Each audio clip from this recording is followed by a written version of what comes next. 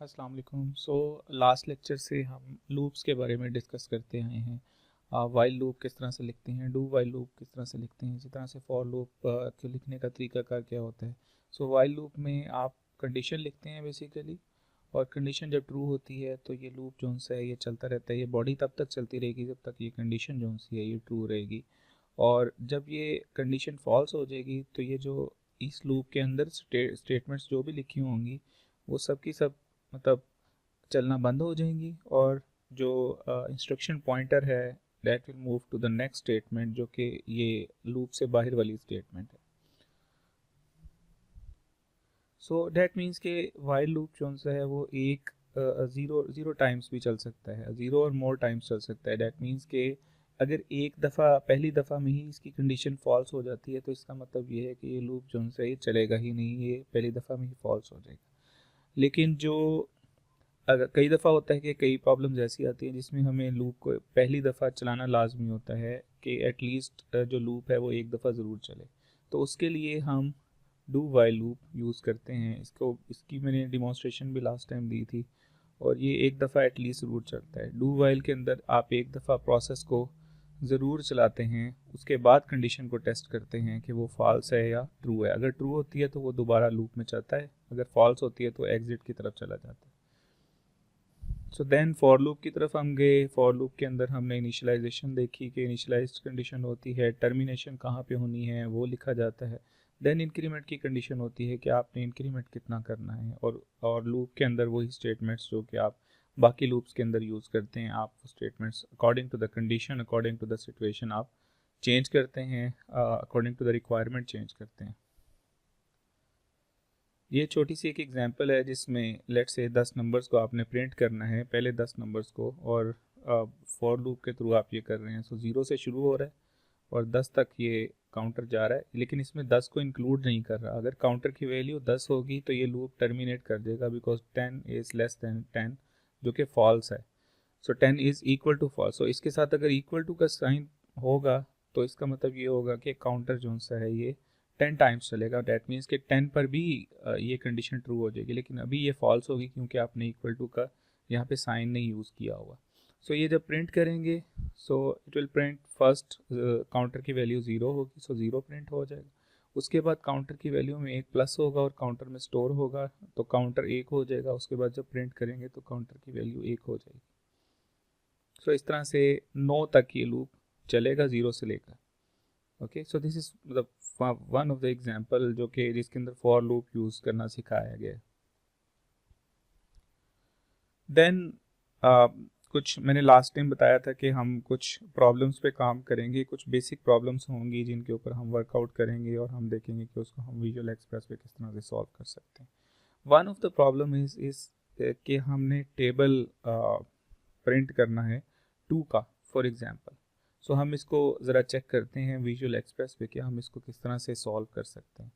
थोड़ा सा page work करने के लिए ज़रूरी चीज़ ये है कि हम एक दफ़ा इसका थोड़ा सा देख लें कि ये किस तरह से हम ये काम करेंगे, किस तरह से ये प्रोग्राम बनेगा। ये देखें गौर से, अगर 2 multiplied by 1 is equal to 2 है तो डैट मीन्स के हर दफ़ा जब आप मल्टीप्लाई करते जा रहे हैं तो कौन सी स्टेटमेंट है, ये जो जो 2 आ रहा है ये चेंज नहीं हो रहा, ये कांस्टेंट है, राइट। ये वो नंबर होगा जो कि यूज़र ने इनपुट करना है, जिसका टेबल आपने प्रिंट करना है। ये वैल्यू एक एक बढ़ती जा रही है, पहले 1 है, फिर 2 है, फिर 3 है, फिर 10 तक जा रही है, राइट। और ये जो रिज़ल्ट है दैट विल बी प्रिंटेड, जो कि इन दोनों को मल्टीप्लाई करने से आ रहा है, राइट। इसको ज़रा देखते हैं हम विजुअल एक्सप्रेस पे हम किस तरह से C++ में हम इसको सॉल्व कर सकते हैं इस प्रॉब्लम को। इसको थोड़ा सा हम अपडेट भी करेंगे, मॉडिफाई भी करेंगे अकॉर्डिंग टू द रिक्वायरमेंट के। 1 से लेके 10 तक नहीं हम प्रिंट करना चाहते, हम लेट से 1 से लेके 1000 तक 2 का पहाड़ा प्रिंट करना चाहते हैं, राइट। इसको देखते हैं ज़रा। सबसे पहली जो रिक्वायरमेंट है वो तो हमारी ये है कि हम यूज़र से ये चेक करना चाहते हैं कि यूज़र ने किस नंबर का टेबल जो सा है वो प्रिंट करना है।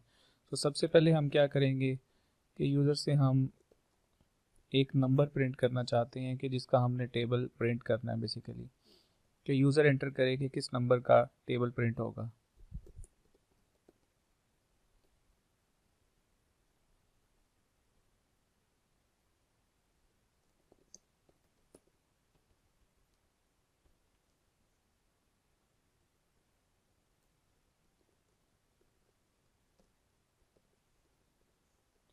इस नंबर को हम पहले डिफाइन भी कर लेते हैं, डिक्लेयर कर लेते हैं, उसके साथ इनिशियलाइज भी कर लेते हैं।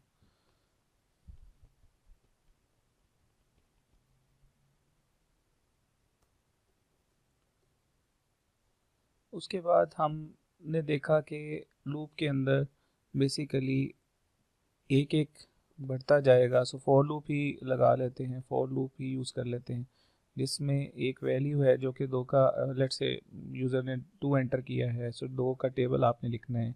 सो टेबल जब आप लिख रहे हैं तो उसके अंदर आपने देखा होगा कि 2 सेम रह रहा है, लेकिन एक वैल्यू ऐसी है जो इंक्रीज़ हो रही है, जो कि 1 से शुरू हो रही है और लेट्स से 10 तक ये वैल्यू और प्लस प्लस होती जा रही है, एक एक बढ़ती जा रही है, राइट। और यहीं पर आप लेट से आप लिख रहे हैं दैट नंबर, या बेसिकली आउटपुट बना रहे हैं जिसमें वो नंबर लिख रहे हैं। उसके बाद मल्टीप्लाई का निशान, उसके बाद ये आई जो कि एक एक बढ़ता जाएगा, राइट। पहली दफ़ा 1 होगा, सो नंबर में 2 होगा, multiplied by this 1 this I, right. और लेस देन, और उसके बाद हम नंबर को मल्टीप्लाई कर देंगे विद द आई, राइट। सो इस तरह से हम प्रिंट कर देंगे। हमने बेसिक बिल्कुल स्ट्रक्चर लिखा है, अभी हमने इसको टेस्ट नहीं किया। जब हम टेस्ट करेंगे तो देखते हैं इश्यूज़ आएंगे, उन इश्यूज़ को भी रिजॉल्व करेंगे कि उसको हम किस तरह से चीज़ों को जो उनसे हम लेके चल सकते हैं और किस तरह से डीबग करते हैं। बिल्कुल बेसिक एक प्रोग्राम लिखा है। सो मैं यहाँ पर ब्रेक पॉइंट लगाऊंगा और ब्रेक पॉइंट लगा के मैं इस प्रोग्राम को जब चलाऊंगा तो यूज़र सबसे पहले एक इनपुट मांगेगा। लेट्स से मैंने 2 का टेबल लिखना है, जब मैंने 2 एंटर किया तो यहाँ पर नंबर में 2 आ गया। ओके, सो अभी हमने 2 प्रिंट किया। नाउ ये हम जब एक दफ़ा चला लिया हमने, तो सी आउट जब कंसोल आउटपुट आपने की तो 2 multiplied by 1 is equal to let's say 2 आना चाहिए था, राइट। सो यहाँ पर कंसोल पे चेक कर लेते हैं कि हमारी आउटपुट क्या आ रही है। सो 2 के against 2 multiplied by 1, now equal to का निशान नहीं आ रहा, राइट, और 2 आगे लिखा आ रहा है। सो डैट मीन्स कि यहाँ पर सी आउट जब हमने किया है तो यहाँ पर हमने वो चीज़ ऐड नहीं की। सो उसको भी ऐड कर लेते हैं।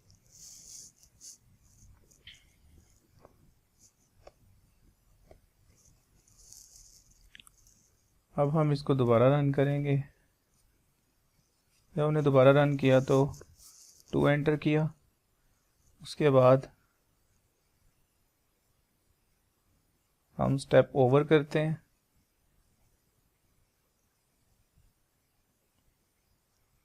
स्टेप ओवर करने के बाद देन अगेन F10 करते हैं, स्टेप ओवर ही करते हैं। अब हम देखते हैं कि हमारी आउटपुट हमारी रिक्वायरमेंट के मुताबिक बन रही है या नहीं बन रही। सो आप देखें कि 2 मल्टीप्लाइड बाय 1 2 और आगे इक्वल टू का निशान लग गया, राइट। सो अभी भी हमारी जो रिक्वायरमेंट है वो भी पूरी नहीं हुई, राइट। सो यहाँ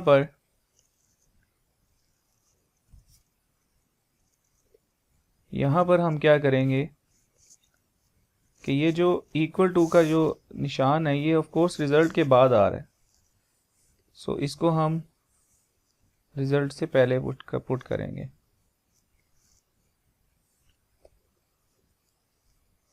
राइट। अब हम दोबारा इसको रन करके देखते हैं।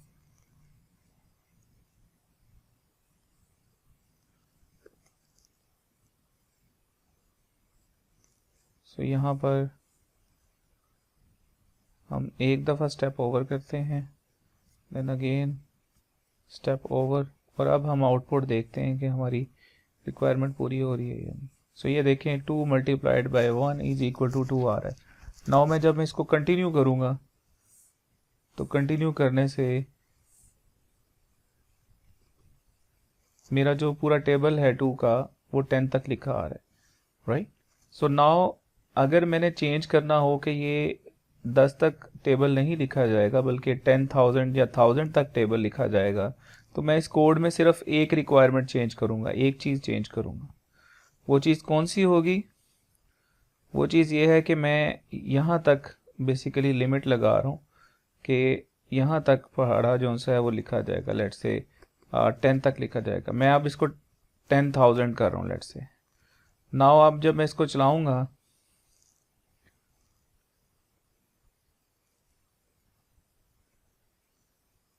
तो यहाँ पे 2 एंटर करूँगा तो ये देखें 10,000 तक ये टेबल लिखा आ रहा है, जो कि कैलकुलेट होता जा रहा है। ये तब तक चलता रहेगा जब तक ये 10,000 तक इसकी लिमिट नहीं पहुँच जाती, राइट। आप ये भी कर सकते हैं कि 10,000 की जगह आप एक नया वेरिएबल ले लें जिसको आप यूज़र से एंटर करवाएं, और यूज़र जो भी एंटर करे वहाँ तक 2 का जो टेबल है वो प्रिंट हो, राइट। सो फॉर एग्जांपल उसके लिए आप क्या करेंगे, आप यूज़र से एंटर करवाएंगे कि enter the limit till table to be printed, और यहाँ पर सीन कर लेंगे लिमिट, और लिमिट एक नंबर है जहाँ तक ये टेबल लिखा जाएगा,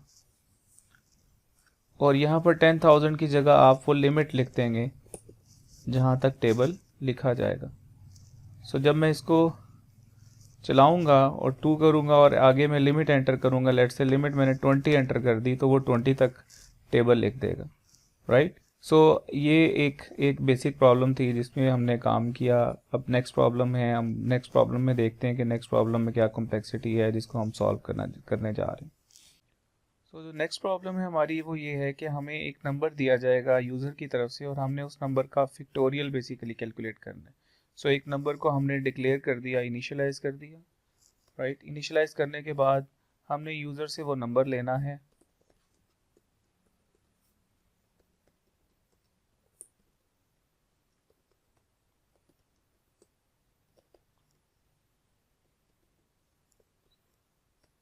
नाउ फैक्टोरियल क्या चीज़ होती है? अगर मैं 5 का फैक्टोरियल कैलकुलेट करने लगूँ तो 5 मल्टीप्लाइड बाय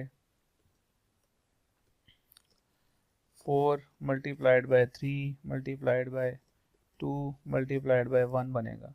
डैट मीन्स कि ये जो नंबर एंटर किया गया है इस नंबर से एक कम एक नंबर होता जाएगा और पिछले नंबर के साथ जो प्रीवियस नंबर था, जो एक्चुअल नंबर था, उसके साथ ये मल्टीप्लाई होता जाएगा ऑटोमेटिकली। डैट मीन्स कि ये लूप तब खत्म होगा, बेसिकली लूप ही लगेगा, ये लूप तब खत्म होगा जबकि जब जब एक वैल्यू जो सी है जो कि लूप की वैल्यू होगी, जो कि लूप के अंदर जो इनिशियलाइज वेरिएबल होगा उसकी वैल्यू होगी, जब तक कि वो 1 से ग्रेटर या इक्वल नहीं हो जाती। सो अब हम इसके अगेंस्ट ही एक फॉर लूप लिखते हैं। जब फॉर लूप लिखेंगे तो वहाँ पर int i is equal to, so ये एक नंबर है, सो डैट मीन्स कि मैं यहाँ पे लूप जो लगाऊंगा उसमें आई प्लस प्लस नहीं करूँगा बल्कि एक नंबर कम करता जाऊँगा। सो डैट मीन्स कि मुझे रिक्वायरमेंट मेरी थोड़ी चेंज हो गई है, अब मैं आई को नंबर से शुरू करूँगा, राइट। और I should be greater than equal to 0, और आई को एक एक माइनस करता जाऊंगा rather than doing plus plus. और ये एक नया वेरिएबल बना लेता हूँ फैक्टोरियल का, जिसमें मैं शुरू में 0 स्टोर कर लेता हूँ, उसके बाद factorial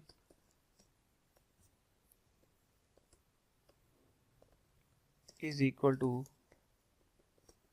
factorial multiplied by i कर देता हूँ, राइट। नाउ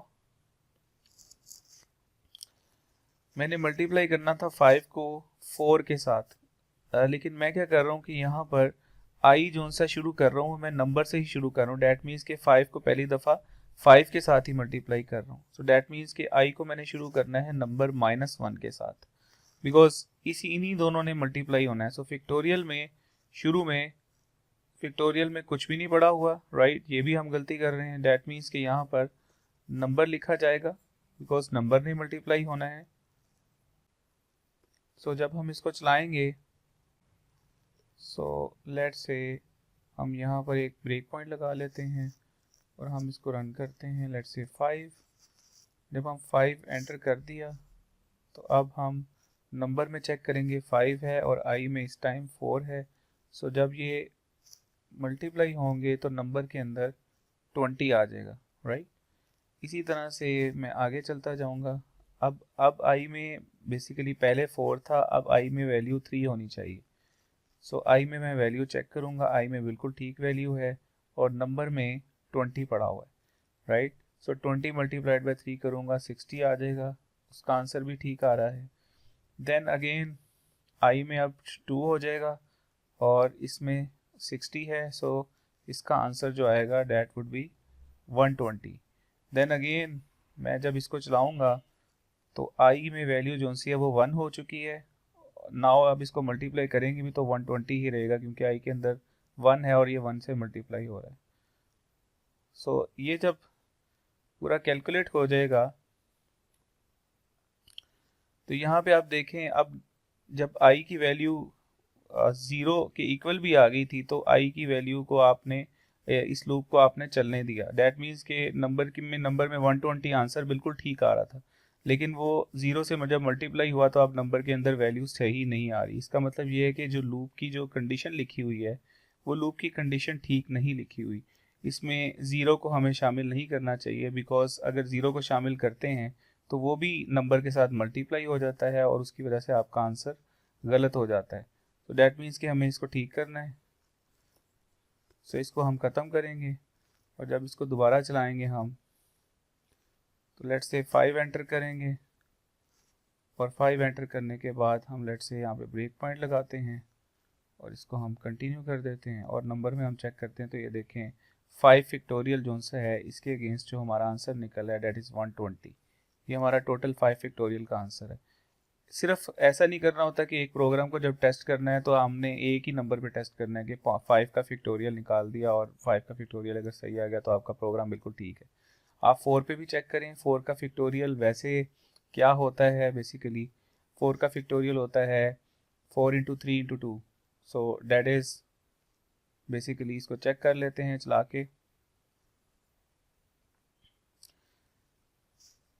जब हम 4 एंटर करते हैं तो यहाँ पर हमारा आंसर आता है डेट इज़ 24, राइट, जो कि अकॉर्डिंग टू द जो 4 का फैक्टोरियल आता है वही आंसर हमारा कोड के थ्रू आ रहा है, राइट। सो इसी तरह से हम डिफरेंट इनपुट्स पे टेस्ट करते हैं अपने प्रोग्राम को और चला के चेक करते हैं कि हमारा प्रोग्राम सही चल रहा है या नहीं चल रहा।